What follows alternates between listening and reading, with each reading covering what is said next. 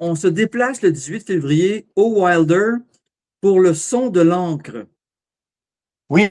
Alors là, ben, moi, je trouvais que c'était intéressant, la proposition qu'ils ont faite, parce que on voulait pas juste parler de l'image en mouvement. Donc, on voulait pas juste shooter 18 jours de musique vidéo. C'est pas le thème du festival, c'est pas musique et vidéo. C'est musique et image. Donc, l'image, ça comprend le dessin, la calligraphie, la photographie, etc. Donc, l'image en mouvement ou pas du tout, ou etc.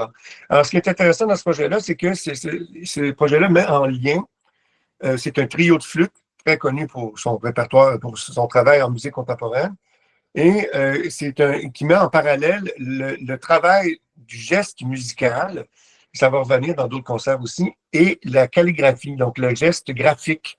Donc, il y a de la peinture en direct, il y a de la calligraphie en direct sur vidéo, il y a un artiste même qui va, pendant que les musiciens jouent une pièce, réaliser des œuvres, donc de la peinture en direct, en simultané avec des œuvres musicales. Donc, c'est un petit peu un parallèle entre le geste musical et le geste graphique, le geste de calligraphie, dessin. Et c'est vraiment très intéressant, très influencé par la culture asiatique. D'ailleurs, il y a un calligraphe, un très grand maître de la calligraphie libre, ce qu'on appelle la calligraphie libre, Chan Chan Sung, qui va être là avec le trio d'argent qui vient de France. Oui, dans la superbe salle qu'on nomme le Music Media Room, le MMR de l'école Schulich de l'Université McGill, faculté de musique, Deltas, le 19 février. Oui, alors encore là, l'idée, c'était de mettre en valeur les talents locaux, l'excellence des talents locaux, avec trois personnes extraordinaires, le compositeur Alexandre David, phénoménal, et deux interprètes de très, très haut niveau en musique de création, David Brongo et Louis-Philippe Bonin au saxophone. Donc là, on est un trio, c'est un trio de choc. En tout cas, moi, c'est comme ça que je le vois. Et le concert est construit autour d'une pièce fabuleuse d'Alexandre David qui s'appelle Delta, dont il existe déjà une version qu'on va bientôt partager en ligne. Et il a décidé de refaire une nouvelle version plus longue de cette pièce. C'est très, très, très, très, très, très, très explosif, très saisissant. Ça frise l'électroacoustique, même parfois dans la manière dont la masse sonore est traitée. Et on fait ça dans un lieu. Et c'est un programme qui va mélanger aussi l'électronique, des parties électroniques et électroacoustiques. Et c'est pour ça que c'est intéressant de le faire au MMR, au Music Multimedia Room de McGill, qui est une nouvelle salle qui a été construite il y a quelques années, qui a été réinaugurée l'année dernière, où il y a, je ne sais plus combien, 50 haut-parleurs, je pense, dans cette salle-là, ou quelque chose comme Je ça. pense que c'est même une soixantaine. Une soixantaine En d'haut-parleurs. fait, c'est vraiment le lieu pour l'orchestre de haut-parleurs. C'est probablement le lieu le mieux équipé au Québec, sinon au Canada. Ah oui, oui, c'est puissant. Donc, c'est des œuvres qui mélangent effectivement des parties électroacoustiques ou électroniques et tout ça. Donc, ça risque d'être vraiment assez saisissant dans ce lieu-là en particulier. Et comme je vous dis, c'est trois talents exceptionnels de la scène montréalaise. Oui. Le 21 février, toujours au MMR, à l'écoute du geste. Oui, alors ça c'est mon concert chouchou. C'est l'ensemble éclat. Alors, qu'est-ce que c'est l'ensemble éclat? Ben, l'ensemble éclat, c'est un nouvel ensemble de musique contemporaine, de musique de création, qui a été créé il n'y a vraiment pas longtemps. Là. Ça va peut-être être leur troisième concert, et qui a vraiment, dès le départ, dès leur premier concert, ils se sont mis au niveau de d'autres ensembles qui étaient là depuis très longtemps. Là. Donc, c'est Charles-Éric Fontaine qui dirige cet ensemble, en collaboration avec Quentin Lauvré, pardon. Et vraiment, ce concert-là, premièrement, le programme qui était proposé était absolument fantastique. Et c'est une gang de jeunes qui viennent de créer un nouvel ensemble. Et ça, c'était pour moi absolument essentiel qu'on fasse une place à la relève et qu'on leur accorde notre confiance pour ce concert-là. Et le concert, en fait, est intéressant. Il s'appelle À l'écoute du geste. Donc, je parlais du geste musical tout à l'heure en tant qu'élément visuel. OK? Donc, la base, c'est deux œuvres de Philippe Leroux qui font partie d'un grand cycle de Philippe Leroux, grand compositeur français, qui vit maintenant au Québec, et qui s'inspire justement de la gestuelle des musiciens en tant qu'élément compositionnel. Donc, il y a deux œuvres, dont une qui est une première québécoise, d'un grand cycle qu'il a composé, d'œuvres qu'il a composées, qui justement utilise la gestuelle des musiciens comme un élément, vraiment, là, comme un matériau. Donc, il y a 2 œuvres de Philippe Leroux et surtout, le reste du programme est intéressant aussi, mais aussi, ce qui est très important, c'est la création de Benjamin Lavastre, qui est tenez-vous bien, c'est pour 3 carlax et ensemble. Donc, qu'est-ce que c'est le carlax? Ben, le carlax, c'est assez récent, ça fait peut-être une dizaine d'années, peut-être un petit peu plus que ça existe. C'est un instrument numérique. C'est un instrument, une espèce de super instrument numérique qui ressemble un peu à une clarinette, en fait. C'est comme une espèce de bâton, là, OK? Mais chaque mouvement qu'on fait avec a un impact sur le son. Et on peut rentrer, c'est un instrument numérique, donc on peut rentrer n'importe quel son qu'on veut là-dedans. Là. C'est infini comme possibilité sonore. Et c'est un instrument hyper sensible. Et on le bouge, peu importe comment on le bouge, comment on le fait. On peut façonner le son avec cet instrument-là. Et donc, le carlax, ça s'appelle. Et c'est vraiment très, très intéressant. J'invite les gens, s'ils ne connaissent pas, à fouiller un peu sur le net pour voir c'est quoi. Donc, c'est une sorte de, je n'oserais pas dire concerto, mais c'est pour 3 carlax solistes avec l'ensemble éclat. Donc ça risque d'être un sacré bon concert aussi. Le 22 février, on se déplace à l'Agora Hydro-Québec, c'est-à-dire au cœur des sciences. C'est relié à l'UQAM. C'est la grande Nicole Lisée, qui est la compositrice de Montréal, qui a connu une des plus grandes ascensions au cours de la dernière décennie, qui est jouée partout dans le monde. C'est un fleuron montréalais désormais.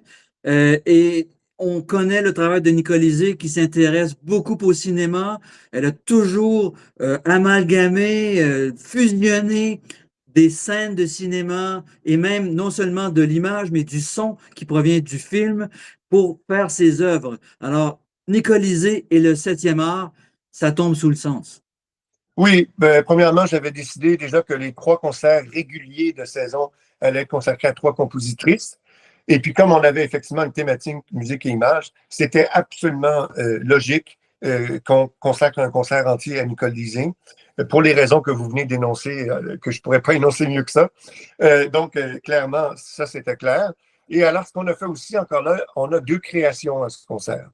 2 commandes de la SMCQ, un compositeur et une compositrice, donc Philippe McNabb-Séguin et Margareta Géric. Donc, on a demandé à ces 2 compositeurs-là, dans un contexte où il y avait 3 œuvres de Nicole Lisée qui, effectivement, font appel à un dispositif vidéo, OK, de également eux-mêmes composer une œuvre pour l'instrumentation similaire, mais en s'inspirant aussi, en travaillant aussi avec du vidéo. Donc, c'est pour ça que ça s'appelle Nicole Lisée et le 7e art. Ça aurait pu s'appeler, bon, après ça, il y a le 7e art, le 8e art, là, cinéma, vidéo, tout ça. Mais donc, voilà. Et ça, c'est avec l'ensemble de la SMCQ. Bien sûr, il faut quand même intégrer cet ensemble-là qui a fait un magnifique concert le 3 octobre dernier consacré à Kaija Sariao, qui a été vraiment, qui est mené de main de maître par Christian Gort depuis le départ de Walter Boudreau. Donc, et on aura 2 solistes aussi, Pamela Reimer au piano et Marie-Hélène Brault à la flûte. Donc, on a très, très hâte à ce concert. C'est une immense créatrice, Nicole Lisée. Et ça fait partie de notre bloc Agora. Donc là, on est rendu à l'Agora. Pour 4 jours, on est à l'Agora. Pendant ces 4 jours, d'ailleurs, je le mentionne, il y a un colloque qui porte sur la musique et l'image. Quelle surprise. Et chaque journée de colloque est suivie d'un concert le soir. Donc, le premier concert, le 22, c'est effectivement Nicole Lisée et le 7e art. Le 23 février, au cœur des sciences, DigiScores. Alors là, c'est encore une fois, c'est associé au colloque de 4 jours qu'on fait à l'Agora, en collaboration avec le groupe de recherche sur la médiatisation du son, qui est un partenaire de la SMCQ depuis des années, en fait. Et donc, c'est basé à l'UQAM. Et c'est Simon-Pierre Gault qui est notre collaborateur pour ça. Donc, le concert du Giscard, alors là, ce que je trouvais intéressant, c'est de parler des représentations aussi graphiques de la musique. Comment est-ce qu'on représente? Il n'y a pas juste une partition avec des clés de sol, des notes et puis des choses comme ça. Il y a beaucoup de manières de représenter la musique. Ça serait une erreur de penser que la musique a toujours été écrite de cette manière-là. Ce qu'on enseigne souvent à l'école, les clés de sol, les clés de fer, les portées, la notation traditionnelle, ça représente quoi? Quelques centaines d'années dans l'histoire de la musique. Pas plus que ça. Donc, est-ce que ça veut dire qu'il n'y avait pas de musique avant? Bien sûr que non. La musique, ça s'écrit de millions de façons différentes. Et aujourd'hui, la façon d'apprendre la musique, la façon de transmettre les consignes aux instrumentistes, aux interprètes, s'est transformée au fil du temps. Ce qu'on appelait la partition depuis la musique ancienne s'est transformé progressivement au 20e siècle. Là, on est rendu avec toutes sortes de notations. Absolument.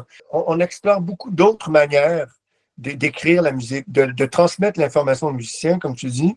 Et c'est sûr que c'est un sujet qui est très cher à Sandeep Bhagwati, justement, qui est un compositeur qu'on a mis à l'hommage l'année dernière. Et donc, en collaboration avec Matralab, Sandeep Bhagwati et le GRMS de l'UQAM, on a créé ce programme avec Super Musique, l'ensemble Super Musique. Donc, ce concert-là, c'est des œuvres dont la notation ne sera pas du tout, c'est sur les partitions digitales.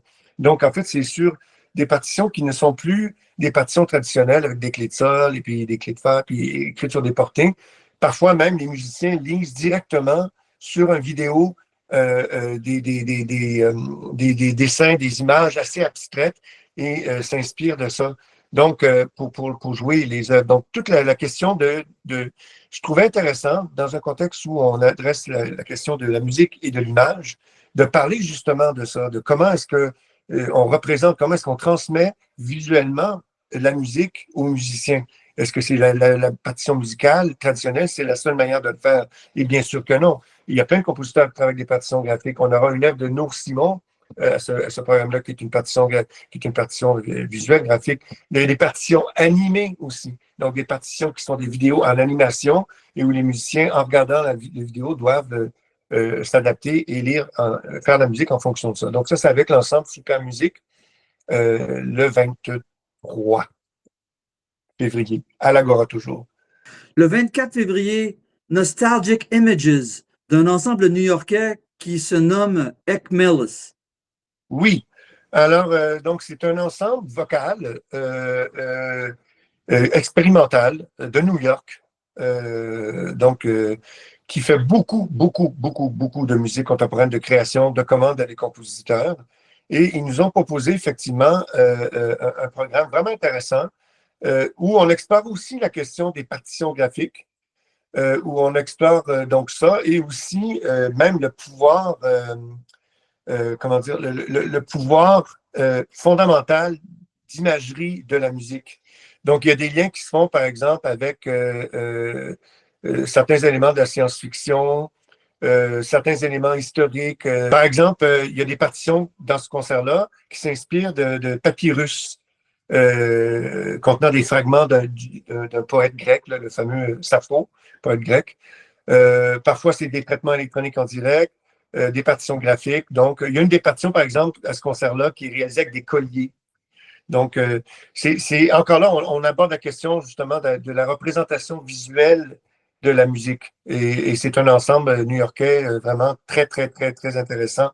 Il y aura aussi une œuvre au programme de Joshua Dicastri, qui est vraiment très intéressante, avec ça, c'est l'œuvre justement de Joshua Dicastri qui est inspirée des papyrus avec les fragments du poète Sappho. Donc, ça c'est, voilà.